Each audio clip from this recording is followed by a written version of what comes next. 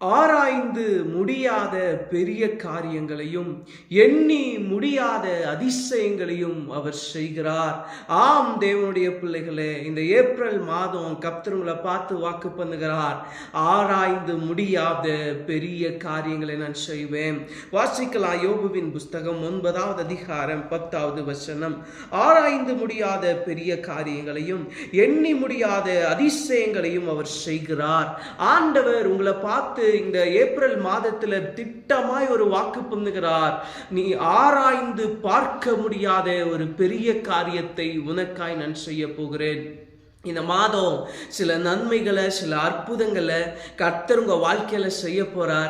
நீங்க எவ்வளவு ஆராய்ச்சி பண்ணி பார்த்தா கூட எப்படி இது நடந்துச்சு, என் வாழ்க்கையில, என் ஊழியத்துல, என் குடும்பத்துல எப்படி இவ்வளோ பெரிய ஒரு அற்புதத்தை நான் பார்த்தேன், இது என் கண்களுக்கு ஆச்சரியமா இருக்கு, இது வந்த வழி என்ன, இது எந்த பாதையில வந்துச்சு அப்படின்னு நிறைய தேடி பார்த்தா கூட நம்மளால கண்டுபிடிக்கவே முடியாது.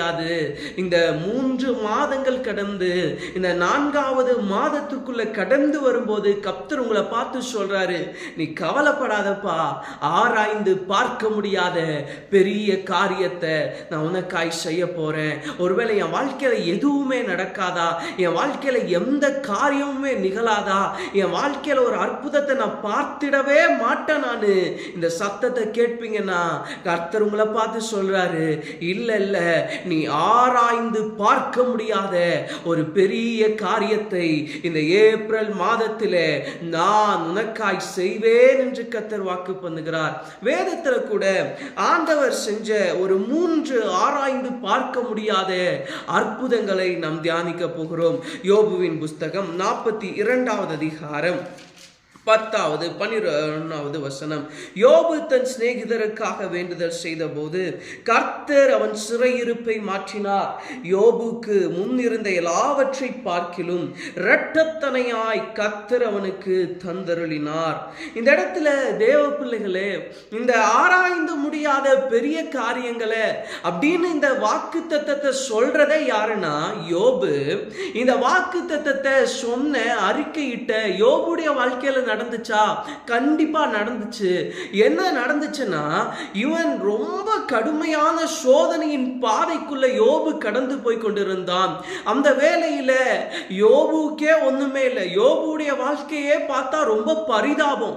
ஆனா ஒரு சூழ்நிலையில நண்பர்கள் வந்து சொல்றாங்க, உனக்கு இந்த மாதிரி எல்லாம் வந்ததுக்கு காரணம் ஏதோ பாவம் பண்ணிட்டேன்னு நினைக்கிறோம், நீ தப்பு பண்ணிட்டேன்னு நினைக்கிறோம், அப்படியெல்லாம் அந்த நண்பர்கள் சொல்றாங்க.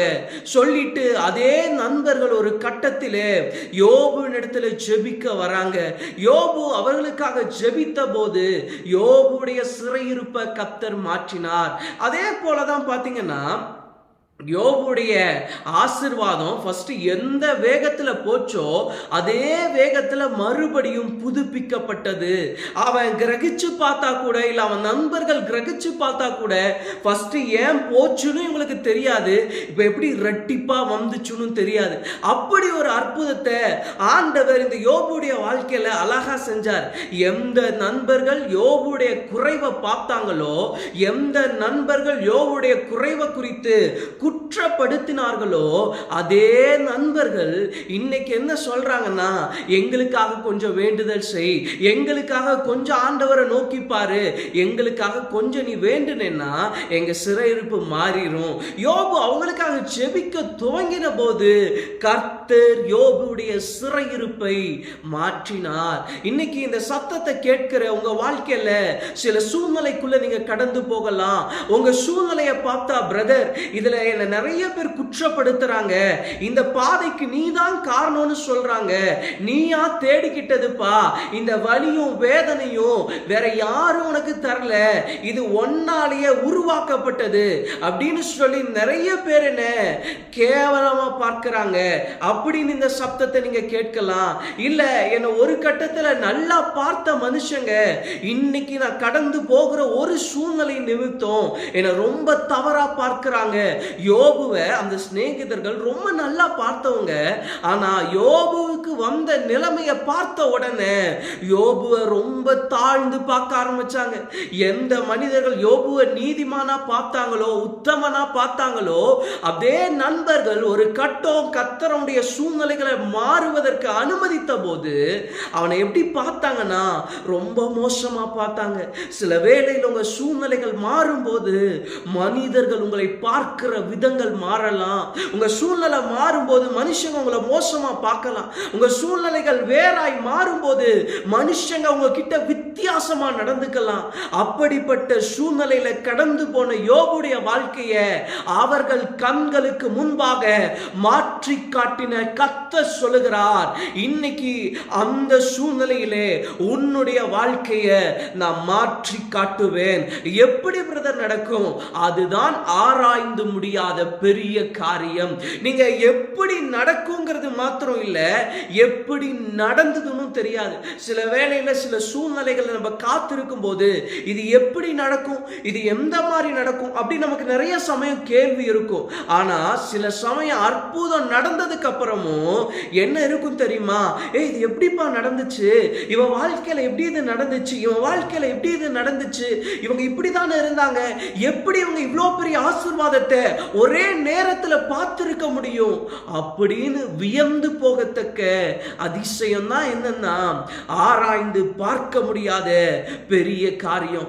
யோபுடைய வாழ்க்கையில எந்த மனுஷங்க அவனை தாழ்த்தினாங்களோ, எந்த மனுஷங்க அவனை குறைவா பார்த்தாங்களோ, அதே மனிதர்கள் முன்பாக யோபுவை உயர்த்தின கர்த்தர். இன்னைக்கு ஒருவேளை இந்த சத்தத்தை கேட்கிற நீங்க ஆண்டவர் உங்க சூழ்நிலைகளை மாற்றினது நிமித்தம், நீங்க இன்னைக்கு இருக்கிற நிலைமை நிமித்தம் ஃபர்ஸ்ட் உங்களை மேன்மையா பார்த்த மனிதர்கள் இன்னைக்கு உங்களை கேவலமா பார்க்கலாம், இன்னைக்கு உங்களை குறைவா பார்க்கலாம்.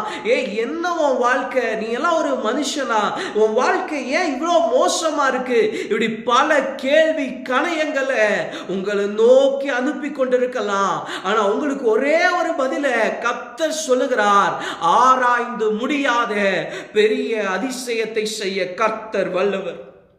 ஆராய்ந்து முடியாத ஒரு பெரிய காரியத்தை செய்ய நம்முடைய தேவன் வல்லவர்.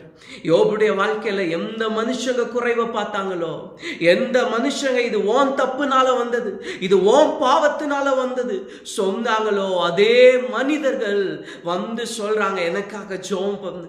அவங்களுக்கு ஜெபித்த வேளையிலே கர்த்தர் யோபுடைய சிறையிருப்பை மாற்றினார். இன்னைக்கு ஆண்டவர் உங்களை பார்த்து அதான் வாக்கு பண்றார், ஆராய்ந்து முடியாத பெரிய காரியத்தை உன்னை தாழ்ந்து பார்க்கிற ஜனங்களிடம் மத்தியிலே நான் உனக்காய் செய்வேன். ஆனா நமக்குள்ள ஒரே ஒரு குவாலிட்டி இருக்கணும். இந்த யோபுடைய வாழ்க்கையில ஒரு விசேஷமான குணம் இருந்துச்சு. என்ன தெரியுமா?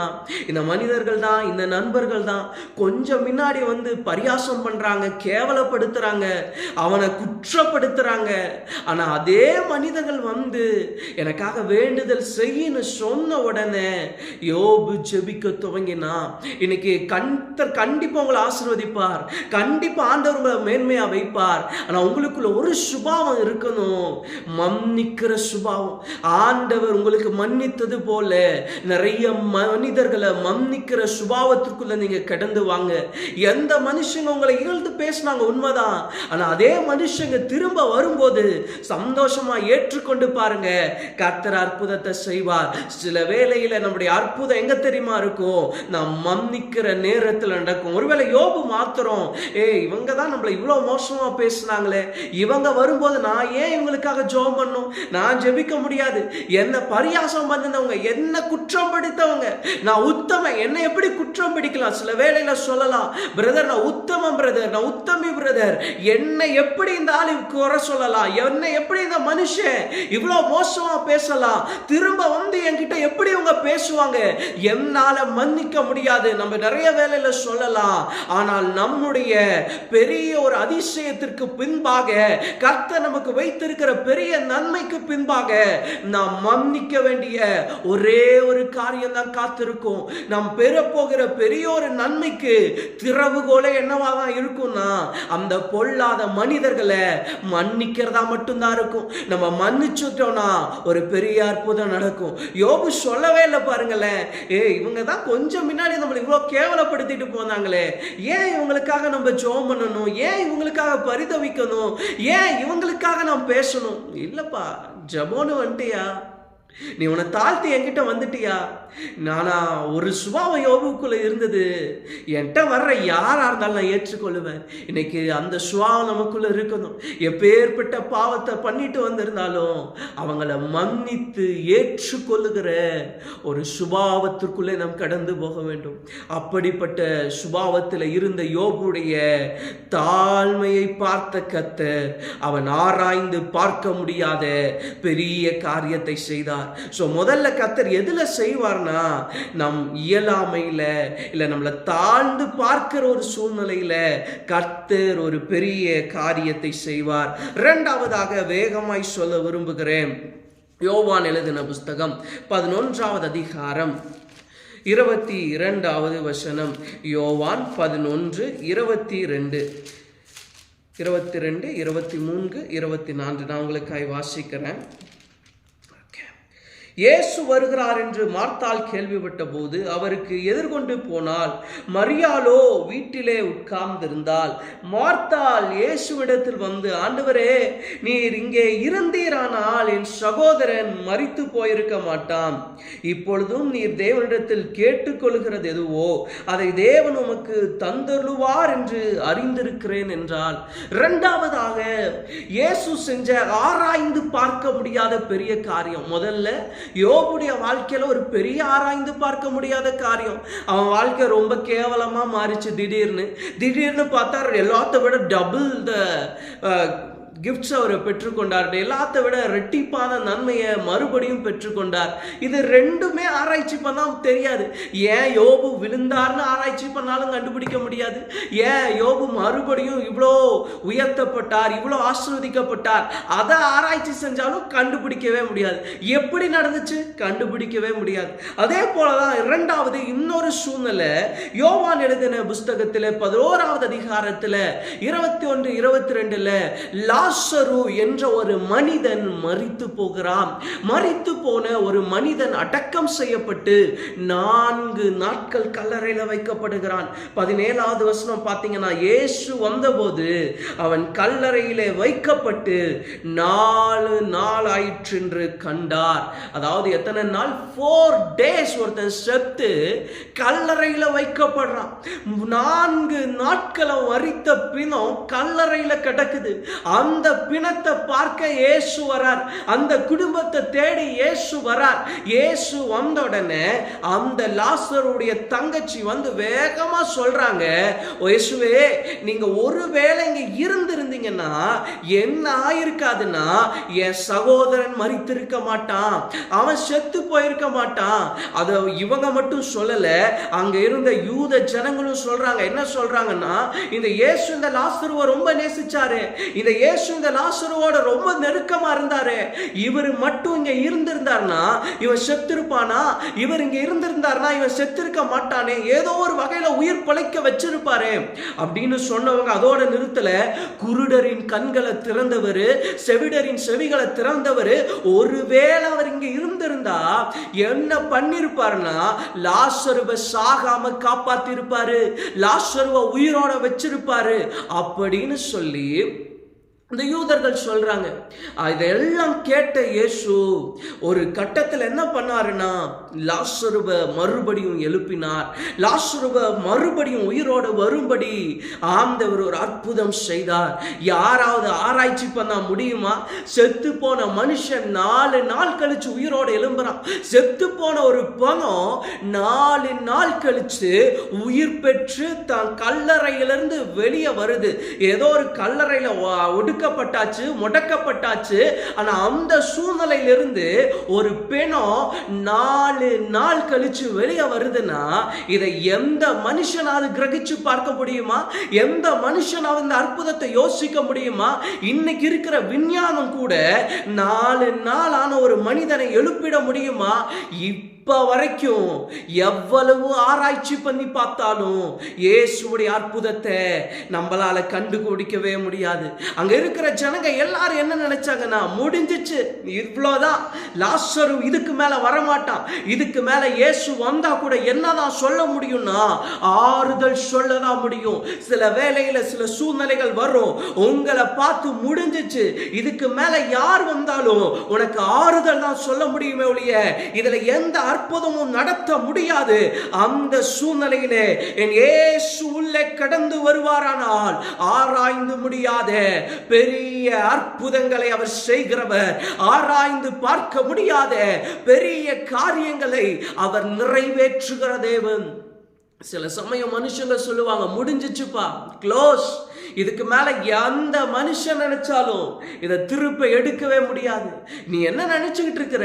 4 நாள் ஆச்சுப்பா, எப்படி பிழைக்க வைக்க முடியும்? சில சமயம் உங்களுக்கு பதிலே இல்லை, முடிஞ்சிருச்சு, காலம் செத்துருச்சு, இதுக்கு மேல இந்த கர்ப்பம் பிழைக்காது, இதுக்கு மேல இந்த கர்ப்பம் உயிர் பெறாது, என் கர்ப்பம் செத்து போச்சு, இத்தனை வருஷத்துக்கு அப்புறம் என் கர்ப்பத்தில் ஒரு குமாரன் பிறப்பாம்னா கர்ப்பம் செத்து போச்சுன்னு சொன்ன சாராளுடைய கர்ப்பத்திலே ஆண்டவர் ஒரு பிள்ளையை கட்டளை இடுவாரானால் இன்னைக்கு ஒருவேளை உங்களுடைய சூழ்நிலைகள் செத்து போனதா இருக்கலாம்.